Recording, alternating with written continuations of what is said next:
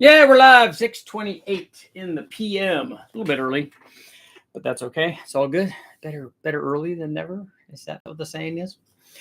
So we got a few things to talk about today. One, we're going to get into this tapered entry that I wasn't able to test, but I am going to test it the next time I go down to West Tech. I'll try to give this thing a quick test and see what's going on, see how well it works versus when we ran the Trailblazer SS intake manifold. We ran basically what is a flat plate. It's just a 3-bolt or a 4-bolt, a 3-bolt adapter, allowing you to put the smaller 3-bolt throttle body like we tested in the video that I made many mistakes on. Hopefully I've corrected those. Both videos are up. The bad one and the good one. Watch both of them. That way you get more views. But the ICT billet, and there are others, flat spacer basically, with 2-bolt patterns on it, so it bolts it bolts the 4-hole section with Allen bolts, securing it in place, and then it has also the 3-bolt flange, so you can bolt that on there, and then the opening is smaller, so that when you bolt the smaller throttle body on there, they give you a gasket and it seals up there all nicely, so that we can transition from the big opening in the Trailblazer SS to the smaller throttle body that reduces it down. We see this a lot. It's fairly common. They've got countersunk bolts and stuff, and so it's all flat, so it doesn't leak and stuff. So it works out good. We've seen this a lot. Jim Bell used to do those a bunch on the openings for the big mammoth intake manifolds, and he'd put a plate on there, mostly so that in a lot of his blower situations you could use the stock throttle body, but then also if you wanted to go bigger, which you should in almost all cases, stock throttle bodies are almost never designed to run supercharged power and that, so you have a common plate that you could use to run other kinds of throttle bodies, bigger versions. So similar thing here. But the question is the photo that I supplied in the thumbnail, where we have, instead of just a flat plate that with the 2-bolt patterns on it, it has essentially 2 plates. So it has one with a 3-bolt, one with a 4-bolt. There are through bolts on both of them, so that we're not actually screwing anything to the plate other than sandwiching it with nuts and bolts on either side. But it allows the airflow time to transition from bigger to smaller. You could run this adapter either way. You could run the small opening and have it adapt out to the bigger one, or you could run a bigger throttle body and neck it down to the smaller one. So you could run a bigger throttle body on the early truck manifold, let's say on the 3-bolt one. You could run a 4-bolt bigger throttle body, like a factory 87 to 90 millimeter drive-by-wire one, the fast that we ran. Any of those, you could run any of those throttle bodies and then adapt it to the smaller 3-bolt opening that's on these truck manifolds, and others too, like the LS6, the LS1. All of those have that bolt pattern, I think.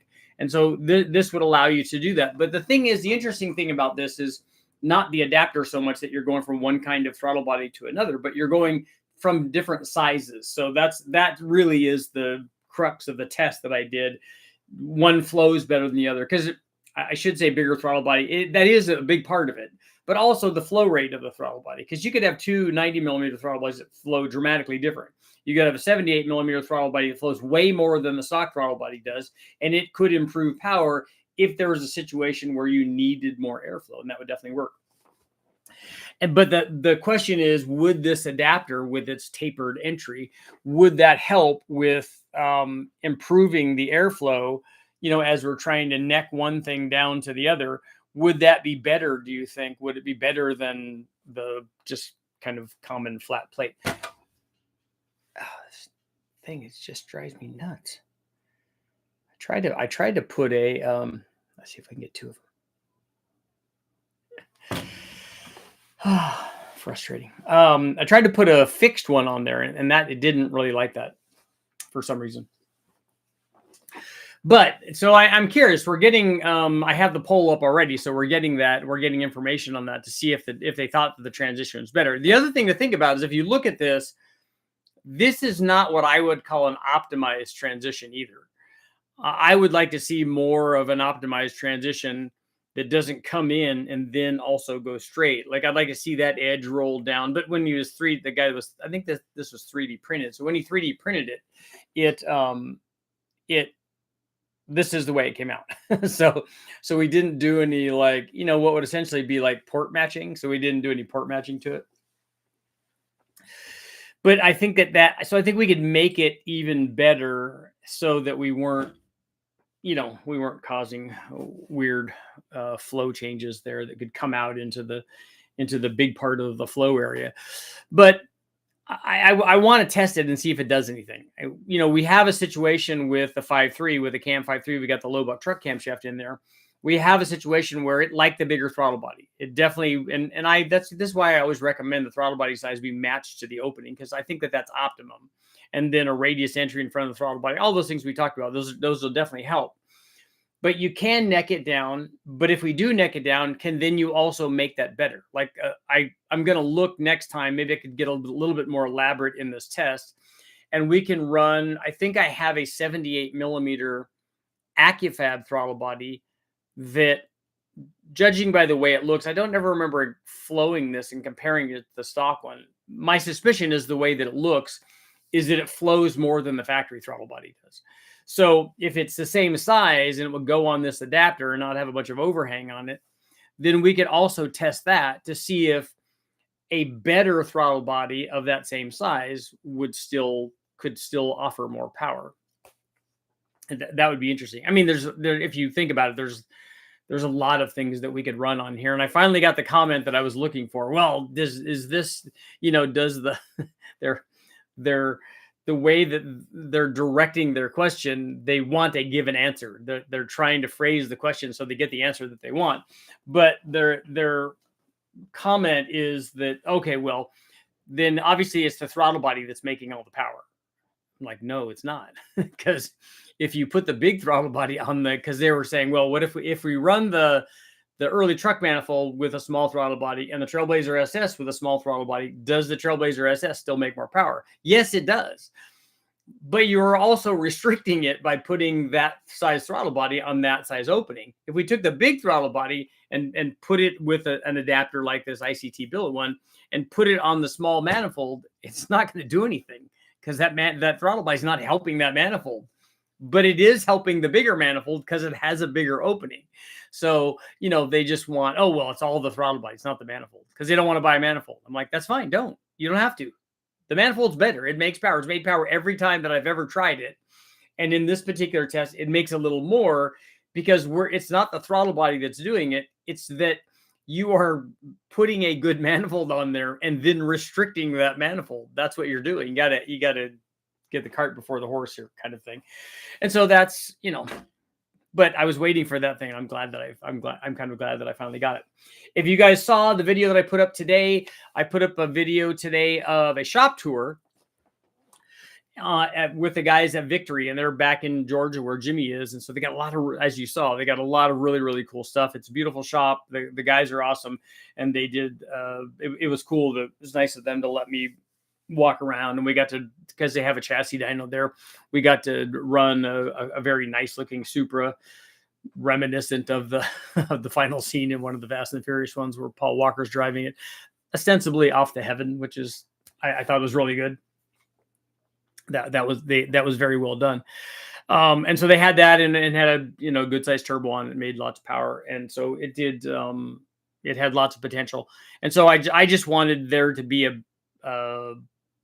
clips of the video of us running something on the chassis down, because they do that a lot. But you can see they did have done RBs and 2Js and stuff, and they had a BMW there, which I did a video on. We didn't include it. I just didn't want the video to be too long, but they had that. They had some SRT stuff.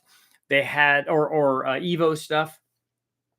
So they had lots of cool stuff. So they're definitely no shortage of cool cars, including the Nova that was there, that they had that 2J swapped in, which is very, very cool. I like the Skyline with the RB. It had a RB25 bottom end and RB26 top end.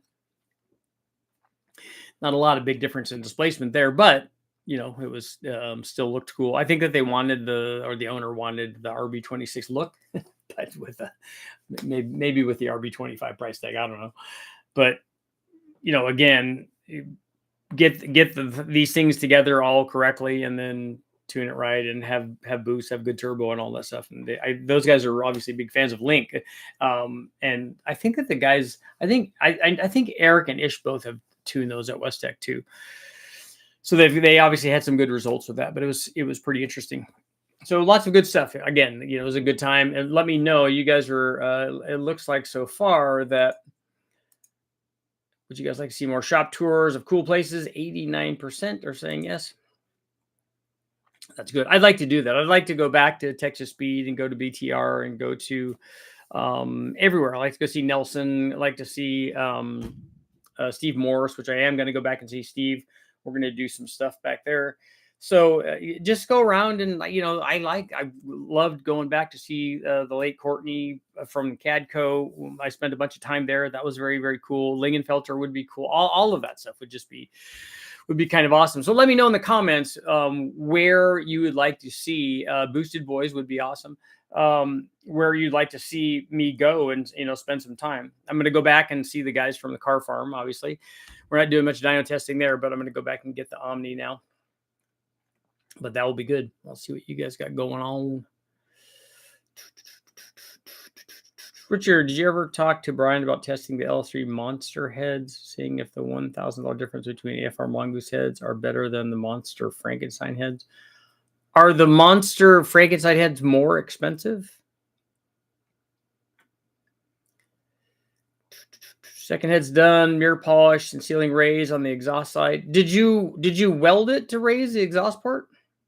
And are you going to be able to fit the exhaust manifold on there? And did you have to then raise I have so many questions. Did you then have to raise the bolts for it or is it not that much? The Z28 Camaro that I plan on buying in a few weeks has 3 flat tires. A question I have is why Chevrolet put cross ram injection on the Camaros, but a carb on the 84 models and TPI on the 85. Well, they slowly upgraded them. The Crossfire was fuel injection that they were working with. They had been doing TBI on lots of stuff. So that was essentially an outgrowth of the TBI stuff. Cool. I like the way they look. I have a set and I'm going to try to run it on something. I'm just having a hard time finding big enough injectors for it. I think what I'm going to do is end up just putting big Bosch 1,500 pound an hour injectors in it and just spray those and see how well that works.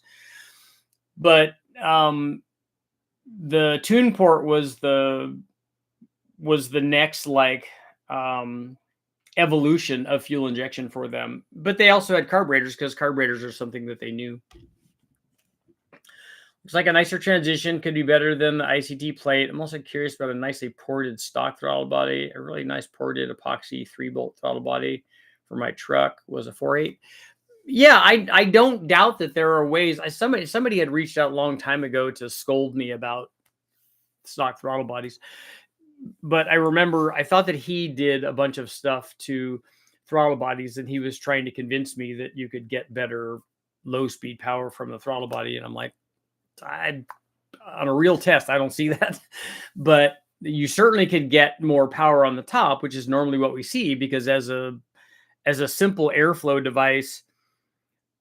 You can't add power down low because the airflow device, when it's wide open, has enough airflow to support whatever power level you have at the bottom. So if you're only making, let's say you make 425 horsepower. Well, if down low you're only making 200, and we know it'll support 425 because we've seen that on the top, it's going to support 200. So it has more than enough airflow to do that. Even if you made it bigger, it already had way more than it needed, which is why we tend to only get power gains up in the areas where it starts to not have enough airflow. And so that's typically what they do.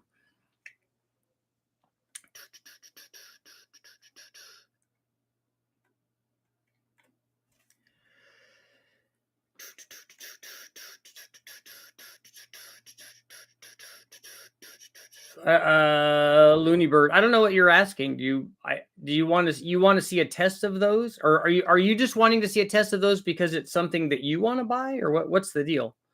I think most guys are hard pressed to utilize what either one of those heads have to offer. I mean, I don't know what those monster heads flow, but the AFRs are flow 380. So Do do you have a naturally aspirated motor that is going to make 800 horsepower or something? I think intake design like the old Fox body stuff would work on LS stuff like a Cobra or GT40. Yes, I mean, long runner stuff will do the same thing on any motor. Doesn't matter. Runner length always does what runner length does, but it's gonna make less power than what the manifold that's on an LS already makes. Would you ever do a draw through? I do want to try one. I'm gonna just put a carburetor on one just as a gee whiz thing. Not a draw through throttle body probably, but a draw through carburetor. I hope my flow test was accurate. Well, at Sentra, it seems like more is more. So it seemed like there's no denying that one of those flowed more than the other one.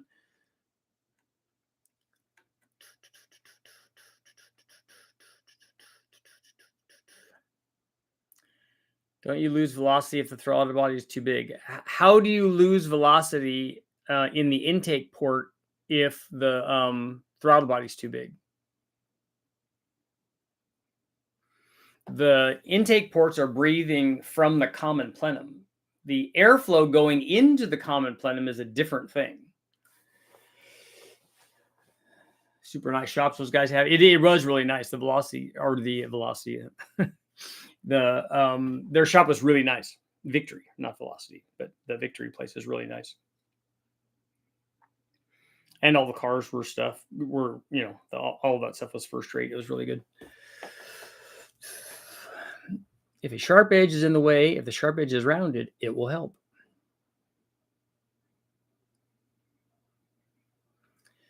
Monster is available at BTR for 4,400 and the FR is 3,200. Well, that's still my question. The question still remains is, and maybe you've answered later on. We'll see.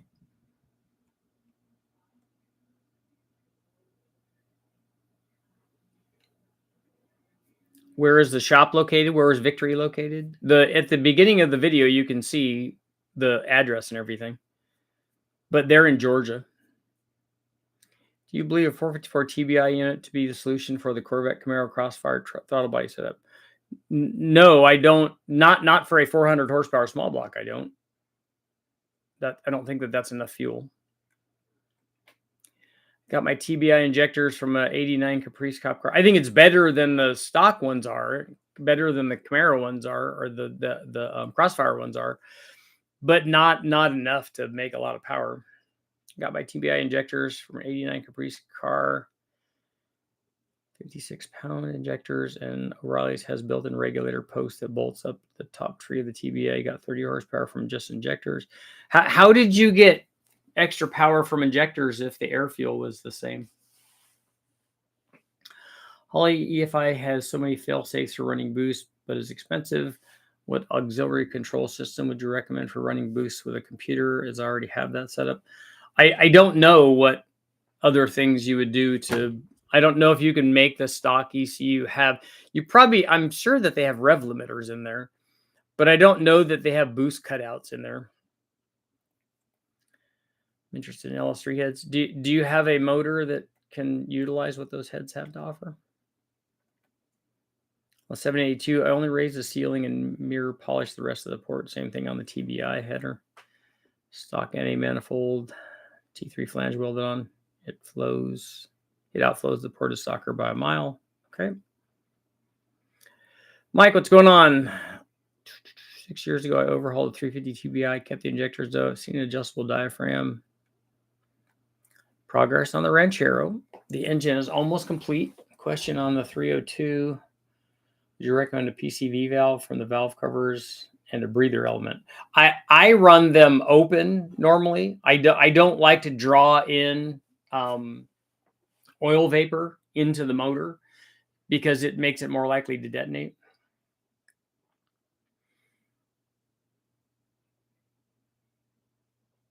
It's crazy how much better it flows after 1 hour. I just took down all the sharp edges and rounded the ramp. I was just taking the ejector itself, not the whole TBI unit.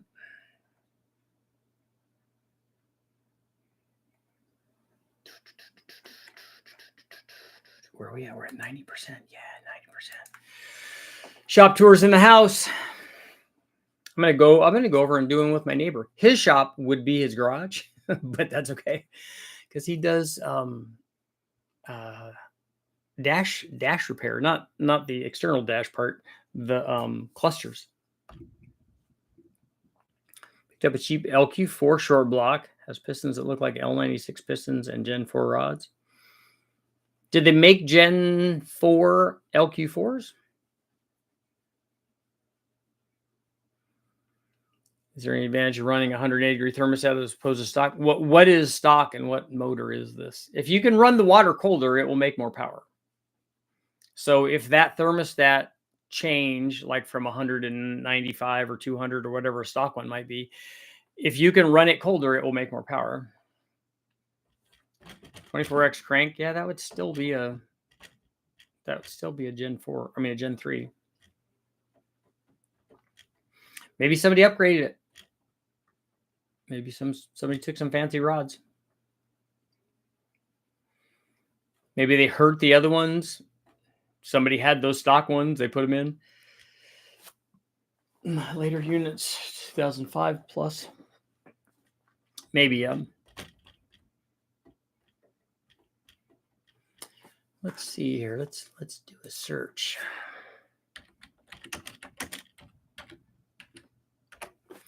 Gen 4 LQ4.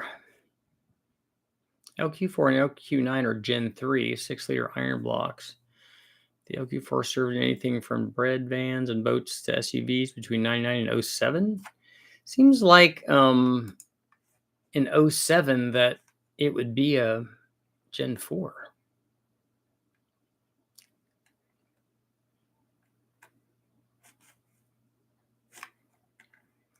I don't want to learn how to get more from it when they have my picture. Well, that's a picture of Troy. Oh, I even got photo credit there. Wow, that's fancy. Let's see. LQ4 engine specs.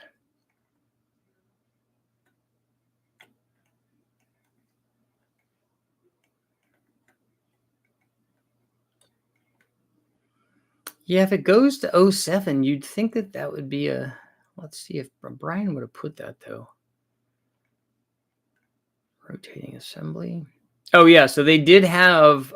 it says 05 to 07. Up to 07, they had press fit, and 05 to 07, they also had floating ones. So it was available on the later ones.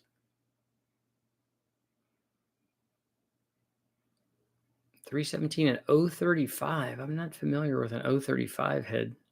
See, that's why I come here. That's why I learned so much.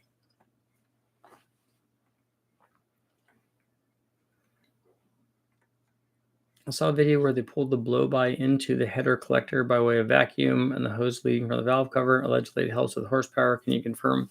Yeah, it's called a Panavac setup, and race cars have been using it for a long time. They use a little valve, and you slash cut or angle cut the tube that goes into the exhaust. And then it'll, I think it's more effective on D-cell. Gen 3 block, but with floating pins. Pins are less dished than LQ4 and have fly cuts like an LY6.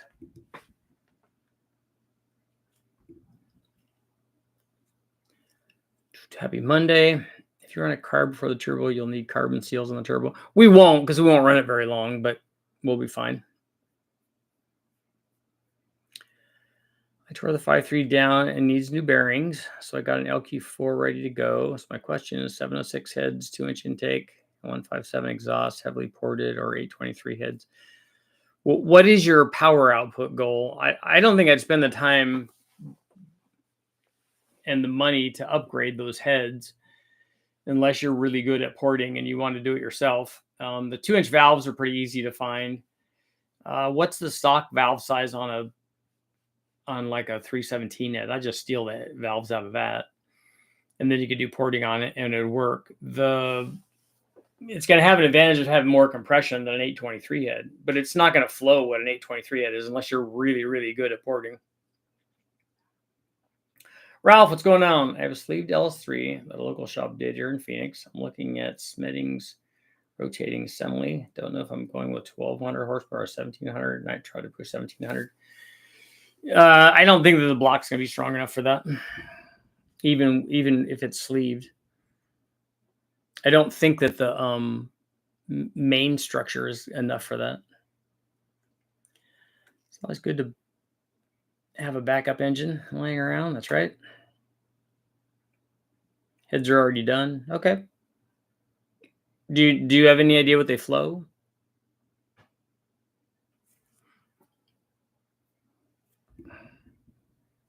I'm goodish on porting. Did you port them? 310. Okay, that's enough then. Then if they flow 310 and they have good midlift numbers, those heads will make more than a 823 head, unless you also ported the 823 heads.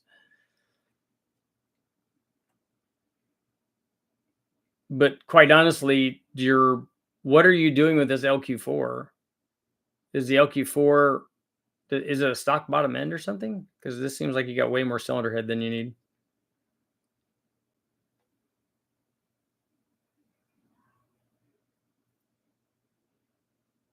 It seems like we're talking about the 50 or 100 horsepower that it's never going to see.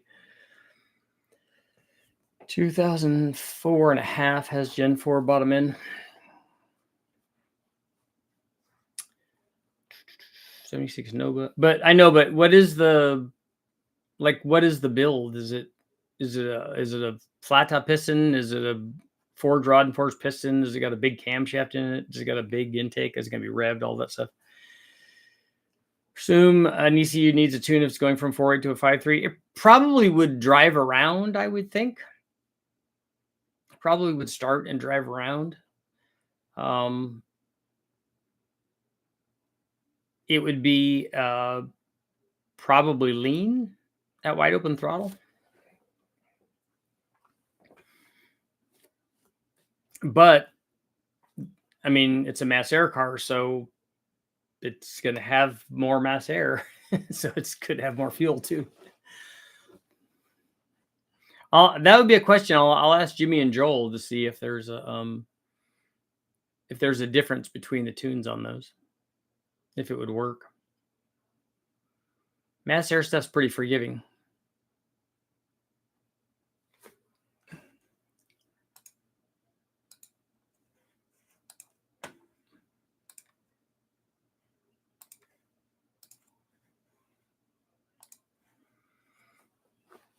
That's what Brule used to call carburetors. It's a mechanical mass air meter. Truck Plus Cam 3200 stall. Trailblazer SS for the 706, L92 for the 823. Yeah, I think you're worried about stuff that's not really a thing. I would pick the 706 heads then.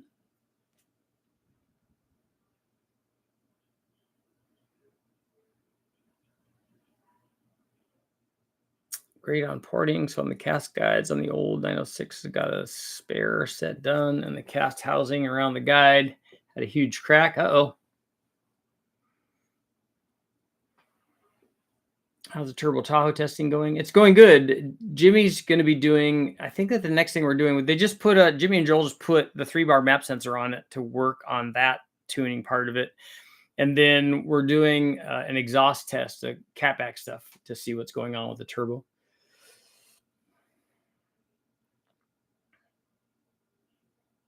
Ollie has a lot of fail safes, but doesn't have one for fuel pressure drop. They have a fuel pressure sensor, so why wouldn't there be something that? Why wouldn't there be a countermeasure for that?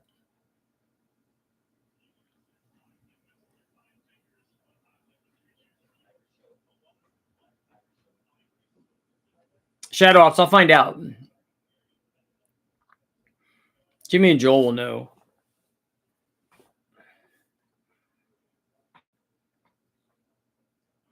And I think again, I have to go look at this and see, but I think that a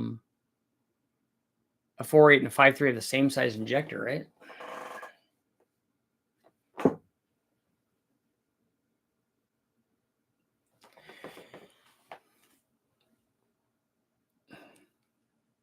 Trying to find out something to make this thing like so it's happy. Oh, there we go.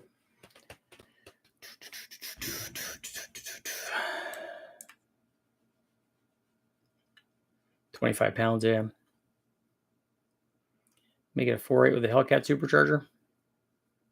That would definitely make a lot of boost.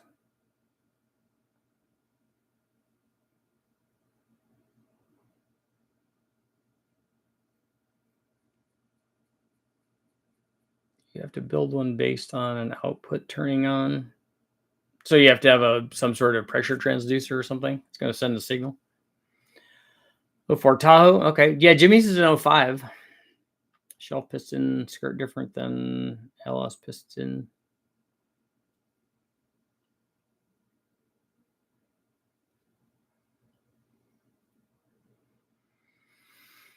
Near.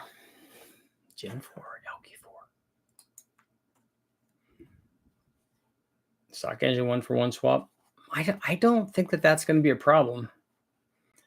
Keep getting check engine light, mass error at range, LQ4 with an LS3 throttle. The LQ4 engine stock crate motor would like to keep the mass error. Okay, I'm going to go into speed density.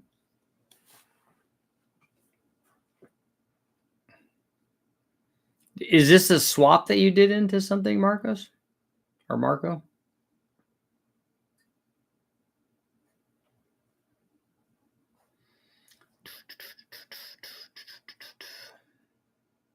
We never hook up the fuel pressure sensor or the plug on the harness, not on any of the dyno testing. It just gets tied out of the way.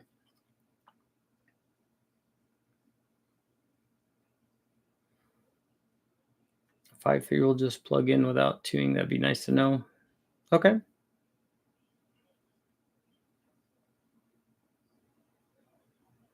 You're just going stock for stock. You're just replacing it with a like I need to do, like Jimmy needs to do, just replacing it with a stock one.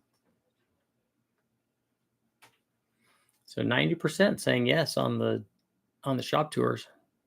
I like that. That was cool. I like, especially I want to go to places that have dynos because that's my jams. But still, it's cool to go see shops like that. Although it made me want to buy a Skyline or something. Stay focused. Stay focused. 2004 Tahoe needs it. That needs a turbo kit.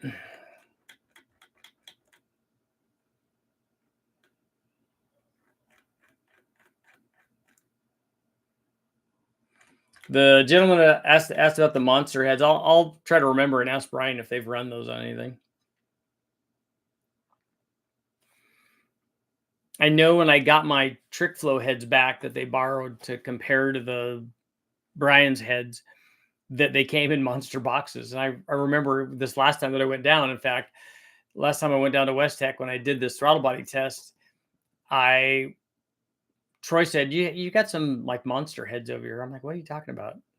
He goes, yeah, there's a box with monster heads. I'm like, who's going to send me monster heads? I don't know those guys.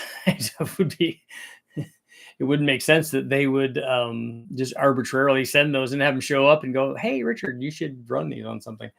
But they were in the box, and I'm like, that can't be those. But they were the heads that I had let those guys borrow. They just showed up in that kind of box. Phoenix, Arizona has the fastest super in the world. Any luck you can get in their shop?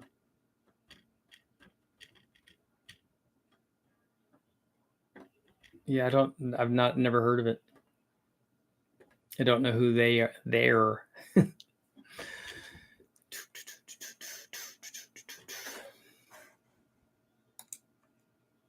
They're no reason to be a spelling Nazi, Richard.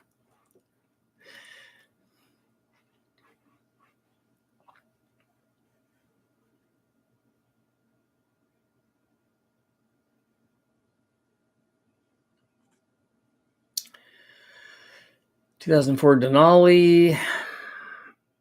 And what, Marco, what did it have in it? And then what did you put in it? And then what did you do? Did you do anything to the harness or anything? You got to give us some information here. We'll try to help you out.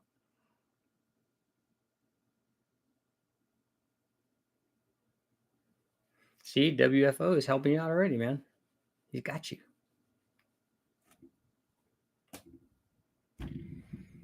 Got you. Is that an adapter to go to a bigger throttle body, even though the cross sections of the intake stay the same? What it is an adapter either to put a 78 millimeter early truck throttle body on a 90 millimeter Trailblazer SS manifold, or the reverse, put a 90 millimeter Trailblazer SS or fast or whatever throttle body on the small bore 3-bolt hole early truck manifold. So it can go, that adapter can be spun around and run either direction. But that's what it is. It's a 3-bolt to 4-bolt adapter, like that ICT billet one that we did that was just flat, but it's got a tapered cone on it to, I don't know, make the transition better.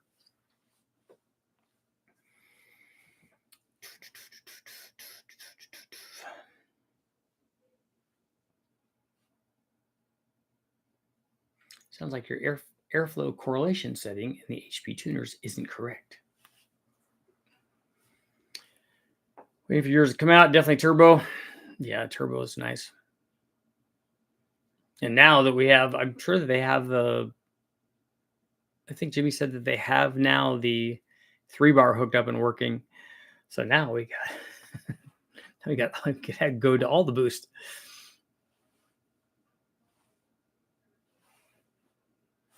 Multiply the airflow delta by a percentage until it goes away. Just keep changing it. We're going to show up and see what happens. I think it should make slightly more power than the smaller throttle body, and the smooth transfer should be better than an abrupt one. I think you'll lose power reversing it.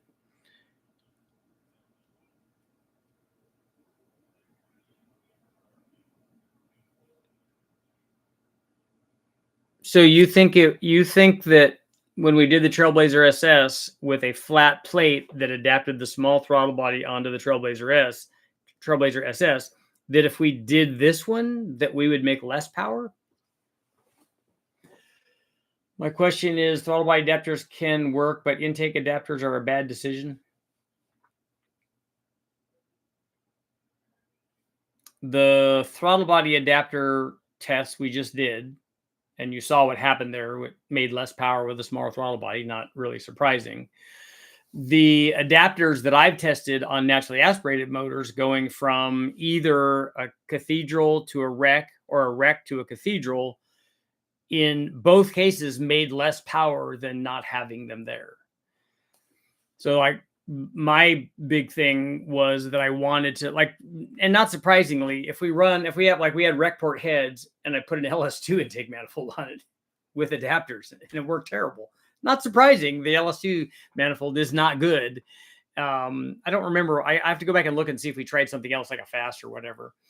But the adapter part of it hurts the airflow. And then after seeing that, we did the test where I wanted to run the LS3 manifold, knowing that it's the best manifold that they make. Wanted to run the LS3 manifold on cathedral port heads, thinking, okay, well, this might be better because we know that manifold's better. This might be better than a Trailblazer SS, let's say.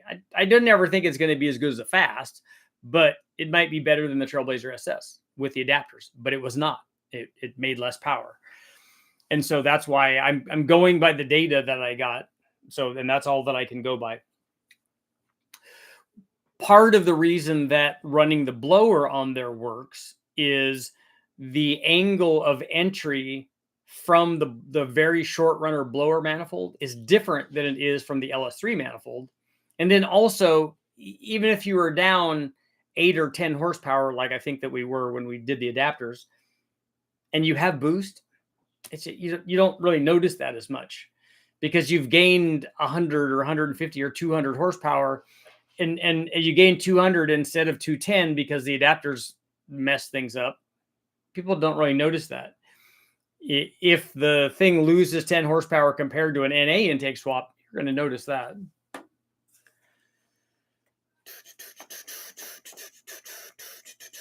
Just cracked open the third 782 intake side is already ported. Has a +1 valve on the exhaust side. We're no chamber work. Ron, do you want to see more shop tours? Let's start with 5%, then 105, then keep multiplying by 5 until it goes away. Airflow delta and airflow by RPM. Technology of a scientist, Richard, your time is full of empathy. When you get the turbo kit ready and put on the website, you're going to have a problem keeping up with demand. That would be a good situation to have. What will happen is we'll do a run of, I don't know, let's pick a number, let's say 25 of them. Once we have finalized all of the production pieces and know what the costs are going to be, and then what the cost of the kit what it will sell for, what Jimmy and I are planning on doing is when we know that this is the most important thing of all of these, when we know we'll have all of the pieces so that we can fill all these orders, we will take pre-orders. But the pre-orders, because I told Jimmy, I said, I don't want to take people's money. I said, I'm not interested in that. And neither is he. And I said, but one way that we could have this list where people get in line, essentially, so they make sure that they get the run of the first 25, if that's the number, is that they could put a deposit down, let's call it, but it's not going to be a deposit because they're actually going to be buying something. And we could send them the parts that we have in stock of the turbo kit. So at the very least, we could send you the turbo. So you just bought a turbo kit. You gave us whatever the cost of the turbo is. And this is your slot in line, your number 3 or 1 or 18 or whatever it is. And you got your turbo. So you gave us money and we gave you something back so that it's not, because I don't want to I would never do that. I don't want to take money. I don't like doing that. I don't like being on the giving end or the receiving end of that. It's just problematic. And so I said, there's the only way that we could do this, I said, is if we gave them something that was of equal value of what they're spending. So if you buy the turbo and put your name on the turbo kit list, that would work. By the way, what are the 3 trophies? These right here, those are all land speed records. With a speed racer car. That's actually the Mickey Thompson car, the Mickey Thompson land speed car, but it does look like speed racer stuff. 2007 TBSS and loved it. On ramps and off ramps were too much fun. Went looking at garages this weekend. In fact, the houses attached just make them rather expensive. I can't seem to find a residential shop. Yeah. I had a Gen 3 6-liter. I went to a Gen 4 6-liter. Oh, okay. So did you then run the adapter for the crank and cam sensors?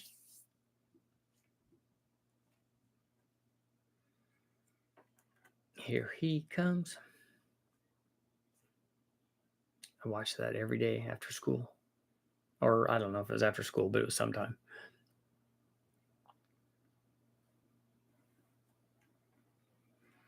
That and Ultraman was really good back in the day.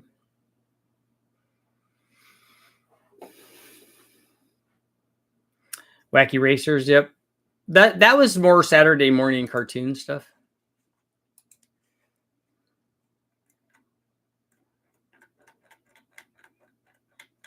Was Wacky Racers with Dick Dastardly and Muttley?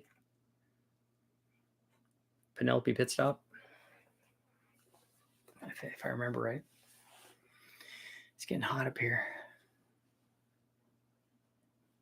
Oh, I did. I don't know if I told you guys, Penelope Pitstop. She was a hottie. I put the new shifter bushing in the Sprint, hooked up all the shift linkage and all that stuff, transmission shifts in all the gears. I don't have the clutch hooked up yet. I might do that tonight. See if the caveman, yeah.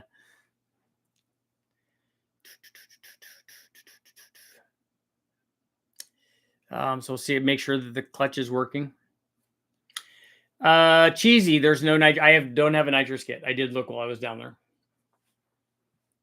Unfortunately not. I have some parts of it, like I have bottles, and for an LS, I think I have a plate, but I don't know if I don't think I have the lines or nozzles or that kind of stuff. Got to work in the morning. We'll see you. All right. Good luck on your thing. Let me know how that works out. That's cool stuff.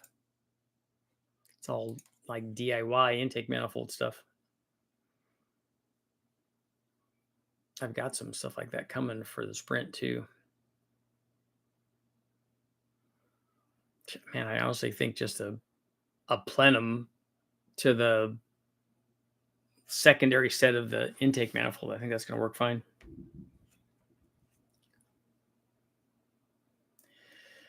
Fastest Supra globally is from Bahrain, but Arizona has been the fastest globally for years. Are you talking, when you say fastest Supra, do you mean this is a quarter-mile thing that you're talking about? Because to me, fastest is Bonneville, not quarter-mile stuff. But if that's what you're talking about, that's okay. Got a double X Ron Cam shirts yet? We haven't got any new shirts in, so I don't know if we had any of those. Richard, you watch Engine Power? I do. Done some pretty slick turbo stuff. Yep. They do. They do some good stuff.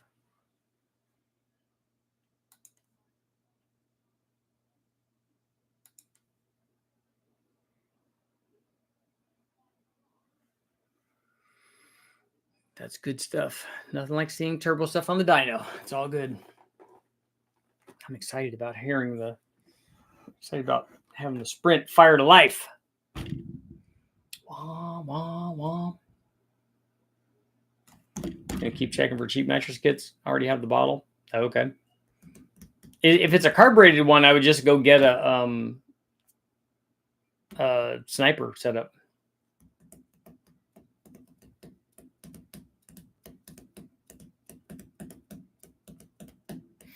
And I think I have a spare. Oh, I think I have a couple of them, spare intake manifolds for the Sprint. So we could just make a flange and figure out where I want to put the throttle body. The throttle body and all the turbo-y goodness. I need to see now, if it's been a lot of years, I need to see if I can find the header that I made and then see if that's still something that I want to use. If we could maybe make it look a little nicer. Jimmy can certainly make it look nicer. Jim Banks has gone pretty hard on the tech insights on killing a Duramax. Yeah, he's good on diesel stuff. He does a lot of that.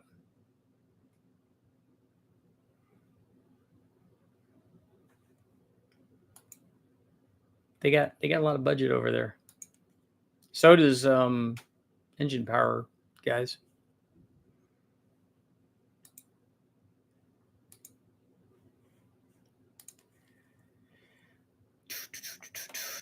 I got to get now that I know that the thing shifts, I'm going to hook the clutch up, make sure the clutch works. If that works, then I'm going to put the axles and all that stuff in. I can put I got to put the fuel tank in, but I got to hook up another fuel pump, and I want to blow out the fuel lines too. I'm still undecided whether or not I'll use the factory tank at Bonneville. I may use a fuel cell.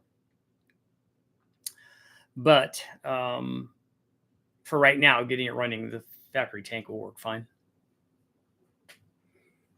Factory tank, and then I got to hook up. I'll probably use one of our old Stillen regulators, our universal regulators, adjustable fuel pressure regulators, because this has it's a return style, so we can run it as a return, make it adjustable, like put the fuel pressure or whatever I want. Probably put I could just get away with a stock Silverado fuel pump in there, but we'll probably put a 255 in there or something. 255 in a sock, hang it in there, be good to go. Hang it in there maybe with a piece of PCV. PVC pipe, not PCV.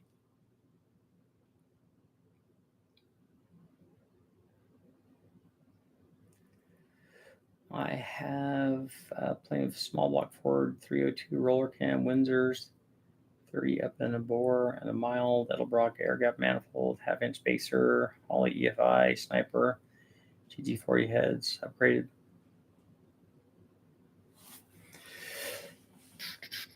Did you have a question about it? Will the Sprint have a belly pan or other aero mods? It will in specific classes. We can run a full, in fact, a full belly pan is mandatory if we run it in the class that we ran the Civic in. So, hey, baby. Hello, Brady.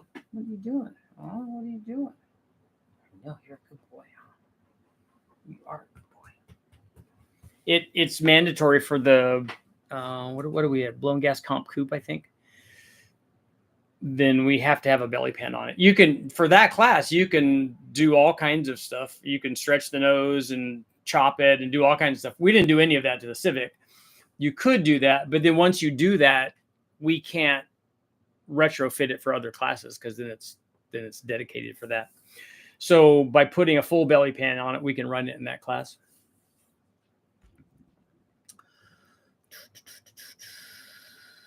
Which vehicle would you prefer to race me against with the Sprint?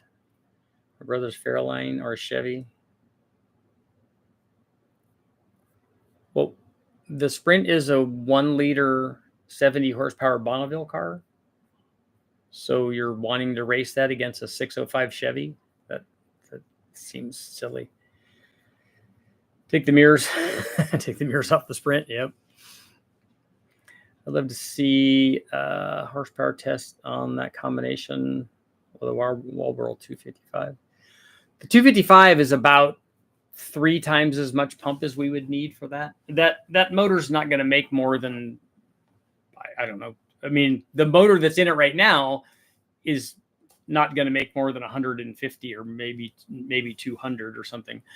But the other motor, it's still not going to make more than probably 250 is as far as we need to run it to anyway for what we need to achieve. Not a knock sensor problem. I had it on the driver's side. Wire that runs next through my exhaust header on the driver's side. Did you find out your knock sensor on the S10? And yes, quarter on Supra. I don't know what S10 you're talking about, unless that's not for me.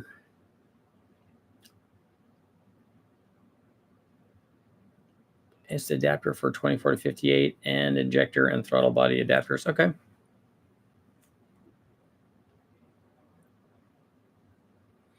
like to see Sprint videos. Do I have some Sprint video? I might have some Sprint videos up, but we will be taking them definitely at Bonneville. And while we're doing the chassis dyno testing and stuff. I have 2 Dodge Turbo 3 motors. Nice. 16 valve intercooler, Lotus Turbo design cylinder head. Yeah, the Spirit RTs or the Dodge Daytona's got those too as well, right? Some of them, the IROCs maybe or something. Lock sensors, annoying when you're start making power. It's on my YouTube channel.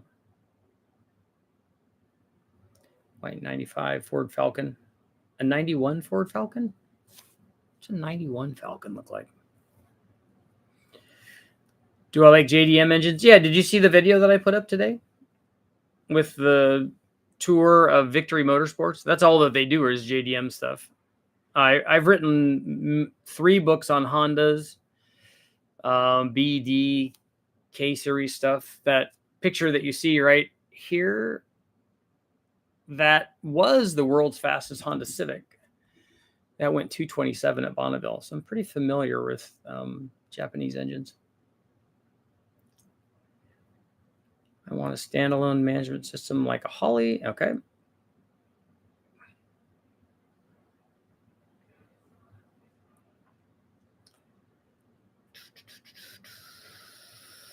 I have a soft spot for Sprint Turbo since I drove them new.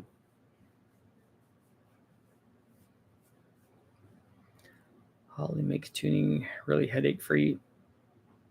Yeah, I'm excited about running the Haltech on the Sprint because once Ish gets it up and running, it should be pretty easy to do what we need to do.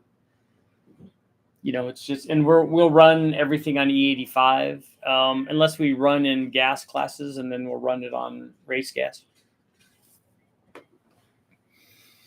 But either way, it will have more than enough, you know, it'll have more than enough octane for what we're doing, because we get to run ice water in it, so we'll have a big cell with that, and then pumps to circulate it, and then you know, through an air to water intercooler, the charge temperature will be really low.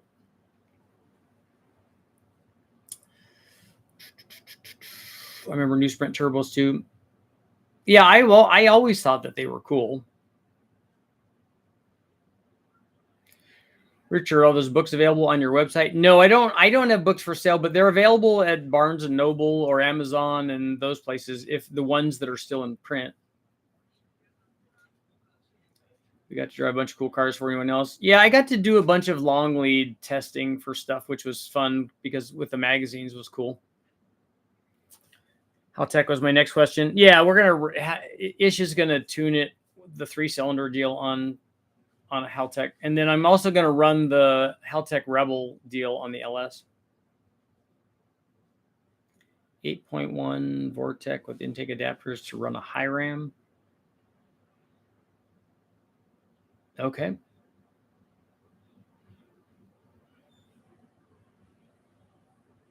2,000 horsepower, 2-liter Honda Civic 212 on 85 psi, world's fastest front-wheel drive, and new all-wheel drive V-Series record. That's only 25 miles an hour slower, or not 25, 13, 14, 15. I don't know, 14 miles an hour slower. But that's in a quarter mile. That's a different thing. It's slower because he did it in a quarter mile, and he has 2,000 horsepower. He has like 4 times the amount of power that we ran at Bonneville. Saw 1990 all-wheel drive Civic wagon today, chunky tires, maybe a small lift at a 4-way stop. Nice. The Sprint only needs between 200 and 250 at the tire. You guys got the Fox body. We got a Ford Falcon in Australia, 302 roller cam, Windsor, GT40 heads. Cam has a grind, Edelbach air gap. Okay. You want to see that combo tested? I don't know what cam you're talking about, though. I don't know what cam is.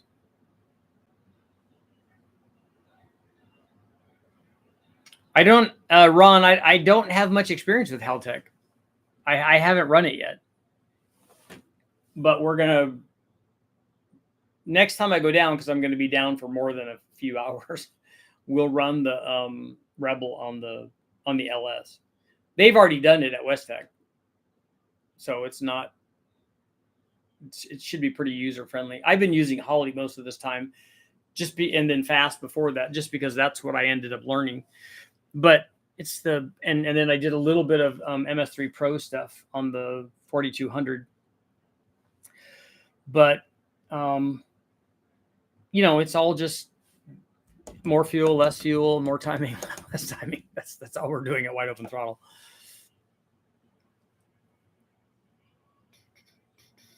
Upgraded springs feels like it makes a lot of power. Haven't had a dyno test. Think it might be 350 at the tire. With GT40 heads, is that what you said? GT40P heads. Edelbrock air gap. It'd take a really, really lot, unless the heads are thoroughly ported, it'd take a lot of camshaft to get to 350 at the tire. Haltech versus Link. I don't know enough about either one of them. The video that I put up today, those guys use a lot of Link stuff. And the guys at West Tech have tuned with that. I just have never tried it. I just looked up Sprint turbos because I had no idea what they look like. But it's definitely an 80s car. It definitely is, yeah. Mine's 87. Boost the Sprint on the dyno. We will be doing chassis dyno stuff, but not on the engine dyno. Dodgy Brothers, what's going on? So we'll close out our poll at yes, Richard, do more shop tours, 91%. I could go see Gail, too. I've spoken with Gail a few times.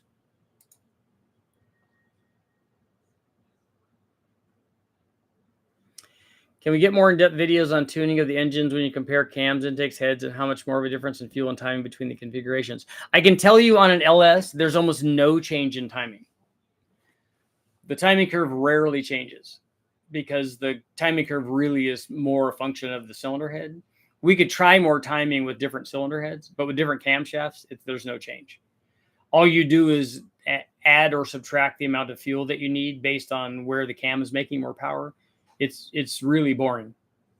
We put in 3 clicks here, 5 here, 8 here, 10 here, because we had more power at the top. That's what happens. The timing curve doesn't change. So there's not a lot of like wizardry tuning going on. When we run a motor, like the tuning part of it is the least important thing because it's happened so fast. I mean, in 5 or 6 runs, all of the tuning is done initially, and then on a change, it's 1 or 2 pulls basically. I worked at Eurotech. We sold a fair amount of Haltech systems. Gail would want to put the baby Duramax in it. Have you seen Gail's see-through oil pan? I've seen a few of those online, and that's really cool stuff. I love seeing the valve covers. I love seeing the oil pan. I've seen some windows and blocks and stuff. That's good to see what the oil is doing because it's pretty scary when you can see that stuff. Side videos or behind the scenes tuning. Yeah, but a tuning video, like I have tuning videos up where I show you what happens when you run it at 10 to 1, 11 to 1, 12 to 1, 13 to 1, and then what happens when you run it at the right amount of timing, and then 5 degrees less, then 5 degrees less, and then 5 degrees less. It shows you what happens, how much power it will be off if you miss by that amount. But me telling you what number to put in there is not what I'm going to do, because I don't want people trying to duplicate that and have their combination be different and then having their tune be off. That's not a good thing. But I think it's way more informative to find out with, hey, my tune wasn't right. Okay, but it wasn't like as an NA motor and it wasn't 12.8, it was 11.8. Oh, I'm down 50 horsepower. No, you're down 11 horsepower or 8. Next to nothing. Sometimes people think that the tune on that is a real thing, a big thing. And that's why I showed you when we have done this, when we've done big changes in air fuel, even going down to 9 to 1, it's not a huge change in power. Like it doesn't take out 100 horsepower. Taking a bunch of timing out of it, that can take out a lot of power. We did a clear panel in oil pans years ago. Really opened up our eyes to wind exhausts. I know it is a maelstrom that's going on in there. It's crazy.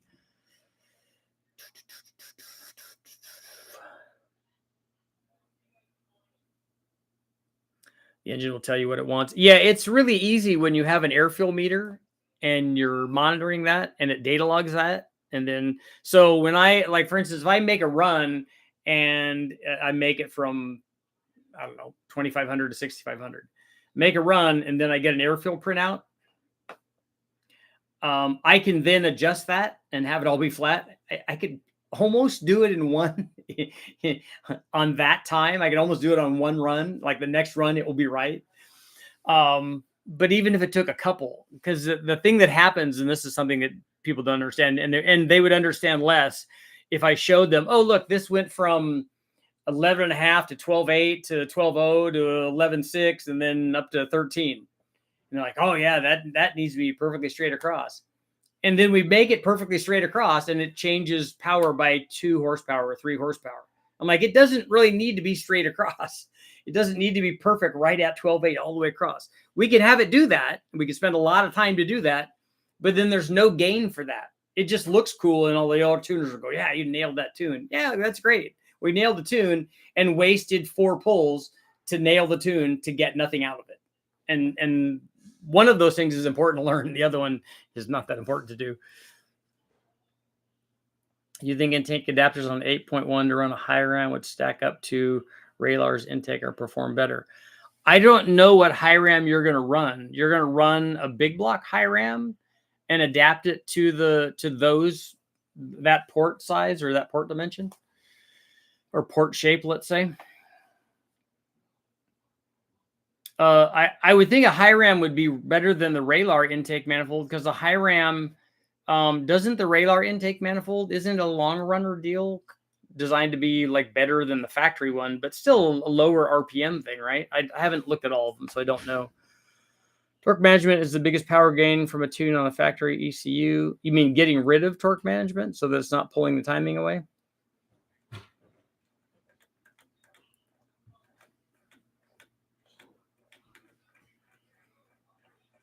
Yeah, on the factory ECU stuff, when it's throwing countermeasures out there, that's problematic.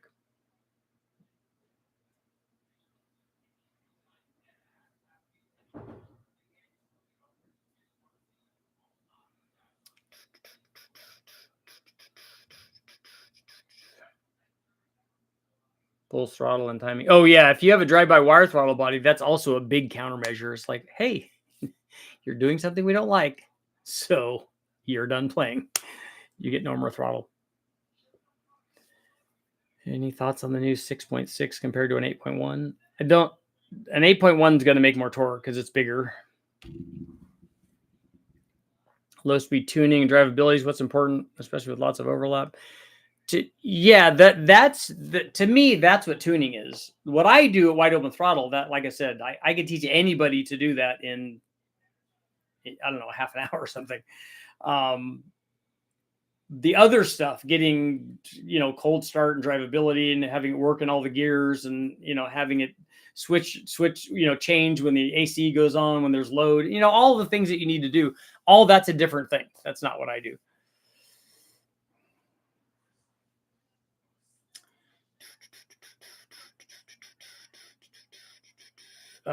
Craig, it runs out of steam at 5,500. So does it have a little camshaft in it then? Because an RPM air gap will run higher than that. Although those heads are not, a GT40P head is not, I mean, it's better than a stock head, but it's not like an airflow research head or anything like that.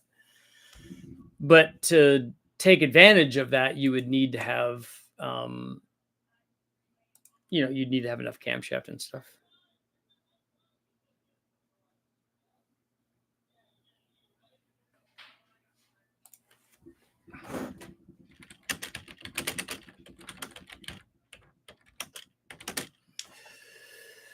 There.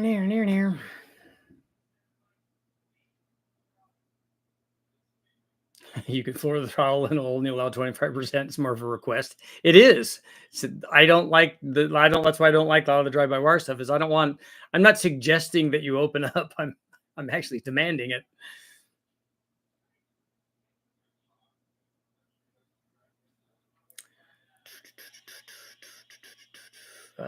Craig, Chevy guys use a 9-inch.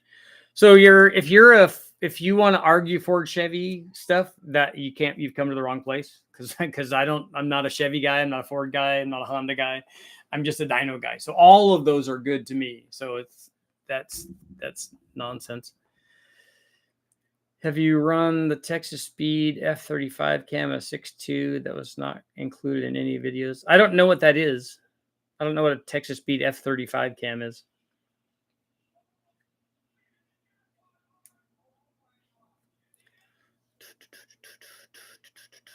Would you consider 20 degrees total timing safe for a starting point on a supercharge? Is that on pump gas, or what kind of fuel is it on?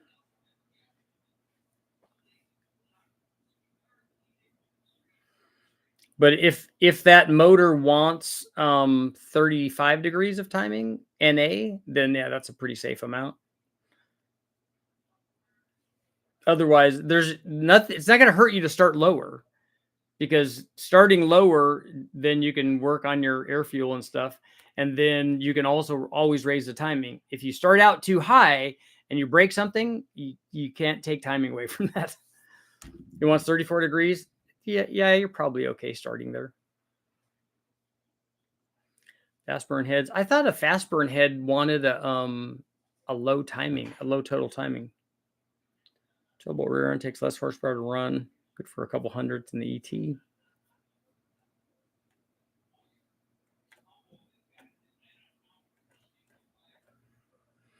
one more minute.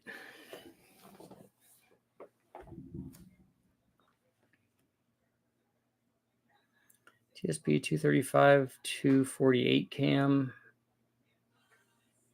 Does that fit stock piston to valve clearance? I don't recognize her running that cam.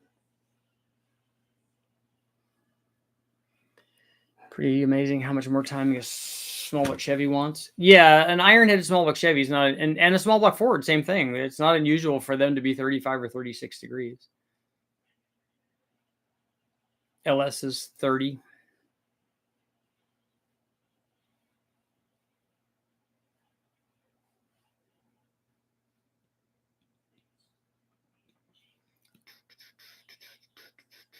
Are there rules for max turbo size for the Sprint?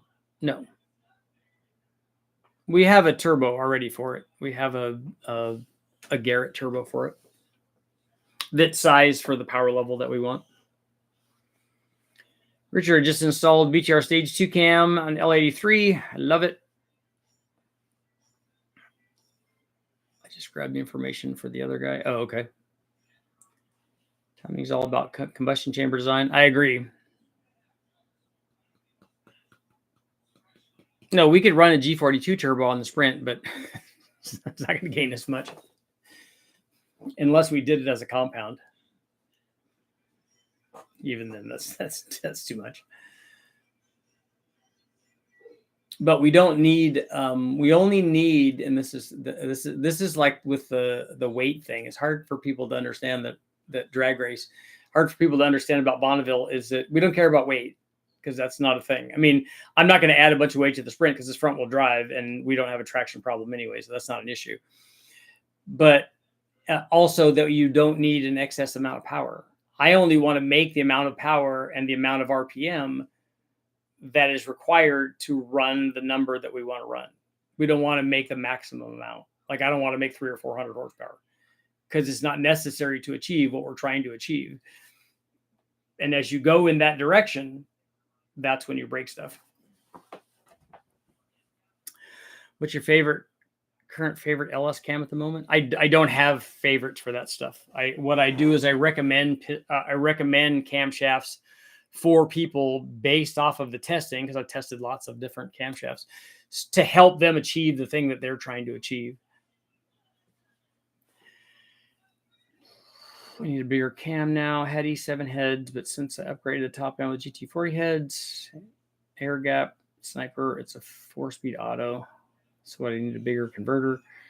If it has a stock converter in it, I don't know what size cam you have. If you have a stock cam, then that's pretty mild.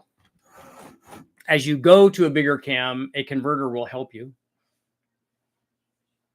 Right before you break stuff, when you're having a lot of fun.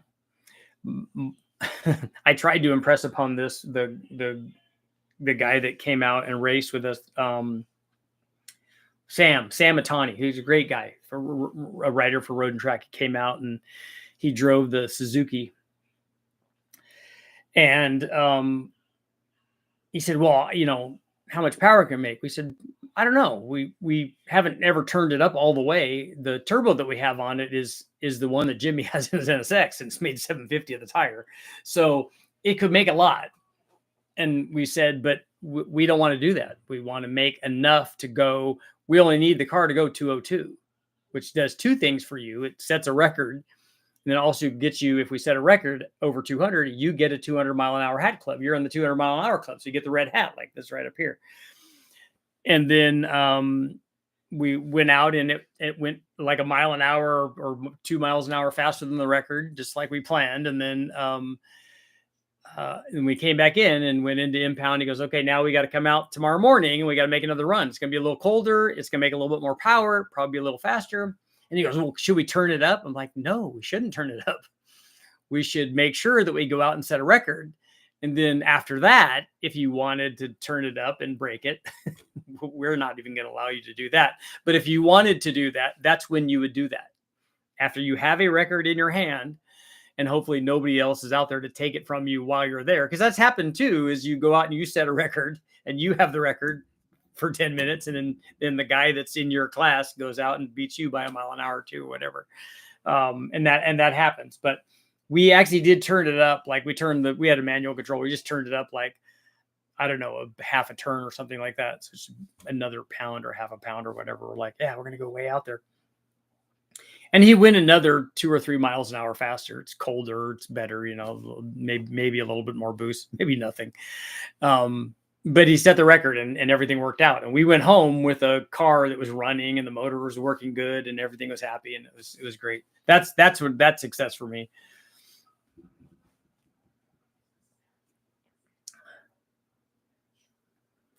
Do you have any thoughts on 3-liter Duramax? I don't have any experience with them. I had a Duramax in my Dodge way back, but it was a 08 or something, or an 07. So it wouldn't be a 3-liter. But on that note, it is time to go. But the good thing is I'll be back tomorrow. I'm going to try to see if I can figure out another video to get up. Try to keep more videos going along with the live feeds. More stuff to talk about. I'll see you guys all tomorrow.